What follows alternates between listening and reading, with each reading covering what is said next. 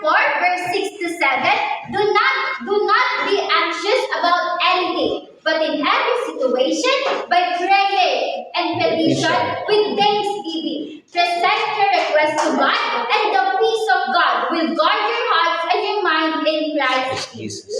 Ayan, praise God po. So yung pinaka-topic ko lang po ngayon is overthinking po. Ayan po, so feeling ko po naranasan na po natin lahat to. Yung nag-overthink ako na, what if magkamali ako?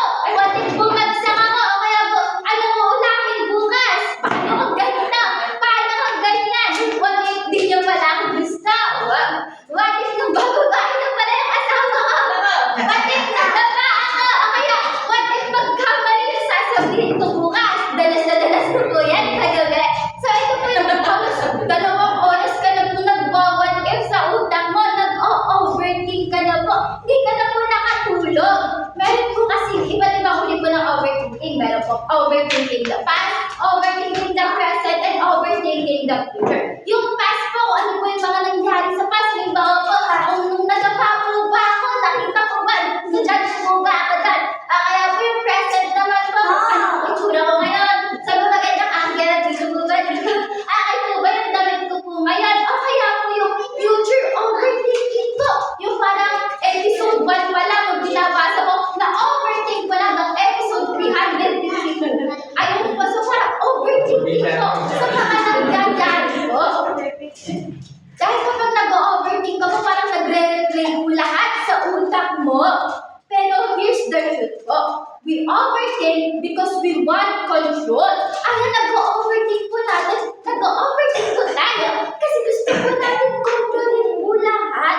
Gusto natin siguraduhin yung outcome. Dahil kapag nag-overthink po tayo, iniisip po natin na dapat ganito yung mangyari. Dapat ganito yung sasabihin ko. Dapat hindi natin magkamali. Iniisip po din po natin kung ano yung hindi rin dapat mangyari, di ba? Yung dapat di ako madapa. Dapat di ko masabi to. Dapat hindi ako magkamali. Gusto natin malaman yung ending kahit hindi pa naman nagsisimula. Alam niyo ba yun? Gusto natin na tayo yung driver. Alam natin kung saan ka kaliwa, saan ka kanan, saan diretso. Ganun po, di ba?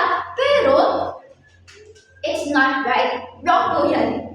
Wrong po na dapat tayo yung nagko-control. Dapat po, sino-surrender natin yung manibela ng buhay natin kay God. Or kung gusto nyo naman ba, kung hindi po manibela, pero plano man po ba yung buhay nyo? Kung submarine man po ba yan? Pero dapat po yung buhay po natin, sino-surrender po natin kay God. Alam niyo po ba yung self-driving car sa Shad? Yung self-driving car po, yun lang po yung nagmamaneho, tapos nandun ka lang po, nakaupo po. Pero yun po parang ganun po yung buhay po dapat natin. Pero ang kaibahan lang po, yung self-driving car po, pwede pa po yung magkamali eh. Yung system po niya, pwede pa pong magkamali, pwede pa pong masira, ganun. Pero kapag si God po, pag sinurrender po natin sa kanya yung manibela ng buhay natin, pag siya po yung nagdadrive ng buhay natin, hindi na po magkakamali. Amen. Kasi po, hindi lang po yung kotse o hindi lang po yung sasakyan yung minamaneho niya. Lahat po, alam niya yung pwede niya. Lahat po, may purpose po siya doon. Sabi nga po dun sa verse, it does not say, understand everything. Hindi lang po sinabi sa verse, hindi lang po sinabi sa Bible po lang. Hindi natin lahat, mag-overthink tayo. Ang sinabi po doon, pray about everything. Manalangin po tayo. Amen. Sabi nga po dito, prayer is not denial of reality. Hindi po tayo nagdadasal kasi dinedeny po natin lahat pag na-overthink po natin. Dito po, sino-surrender po natin yung control kay God. Hindi po natin dinedeny yung reality. Pwede po mangyari ito, pwede po mangyari. Pero kapag nag-pray po tayo, hindi na po natin kailangan mag-overthink. Dahil alam po natin na siya po yung gagawa ng paraan, na siya po yung magko-control ng buhay po natin.